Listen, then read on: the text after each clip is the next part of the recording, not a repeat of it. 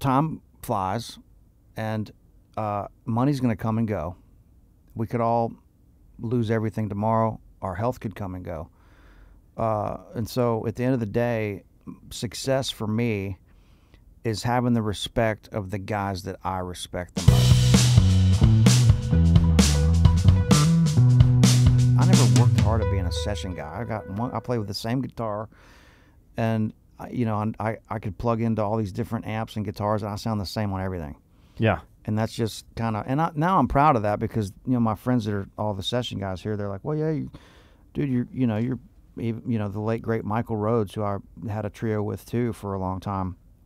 He goes, man, you're not a chameleon like these guys. He goes, you're more of an artist. He goes, you do your thing, and that's it. And it took me a while to get over that and really understand what he meant. And then I was like, now I'm really proud of that, and I'm just going for that. Yeah. I want to do my own music, because that's my happy place. And so at the end of the day, we want to be successful.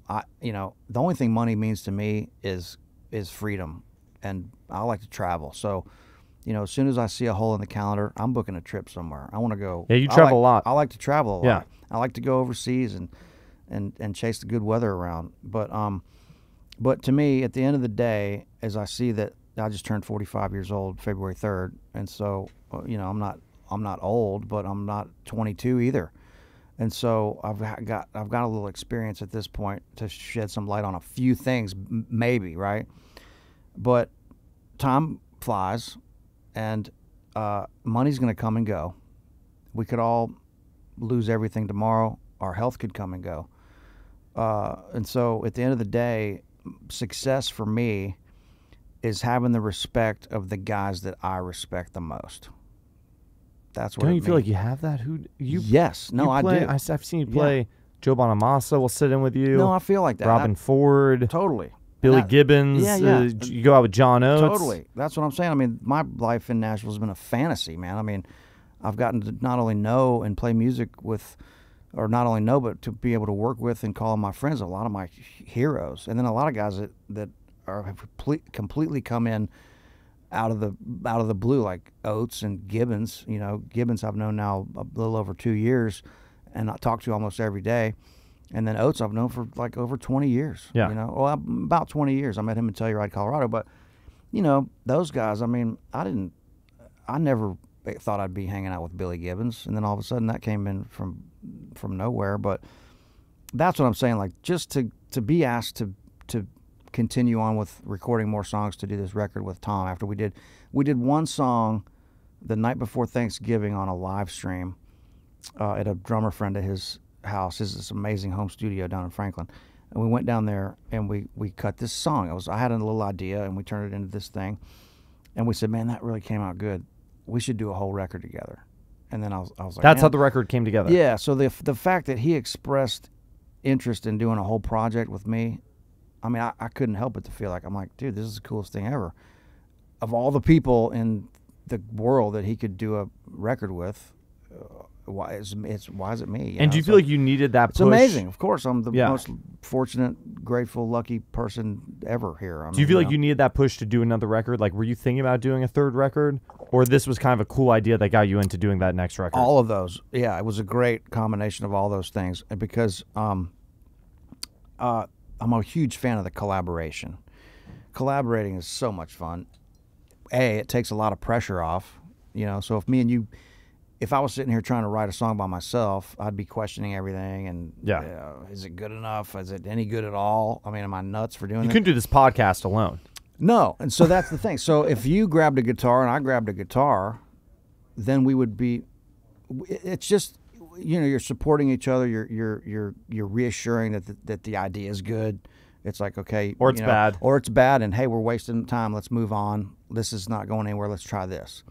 Just all those things, and the fun of it, the creative, the creative part of it, the camaraderie, the like, hey, well, that was great. Let's go, get a beer somewhere or something. The whole thing that goes along with it is, it's a lifestyle, man. Really, I mean, anybody. What I've heard you say, which I relate with, and you got your guitar here too. We gotta get you to play in a second. I might play a little something, yeah. But what I relate to is, I heard you saying in an interview. This was right when the world was opening back up post-COVID, and you were like, I played a gig and I got home, but it didn't feel that fulfilling because the best part of the gig is the hang, and you get food after, and you hang with your friends, and you go out afterwards.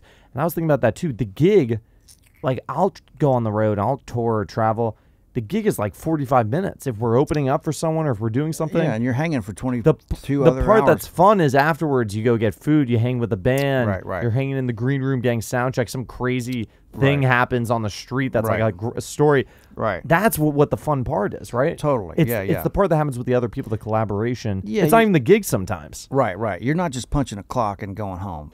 It's like not when you're out on the road like that. You're stuck there. Yeah. And that's a huge part of it. And it does become like these days I think about this more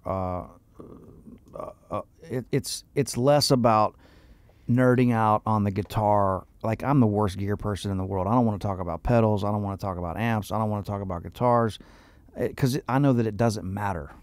None of that shit matters. You've given me this mentality. I don't. Yeah, it doesn't matter, and what it is it's a distraction from how hard playing that fucking thing it really is. That's what it is. Yeah. And of course, as you get better, your gear gets better, and if you're a race car driver, the better you get, the better your car's gonna get. It's the same kind of shit. But what I think about is the lifestyle. It's all about the lifestyle, and so.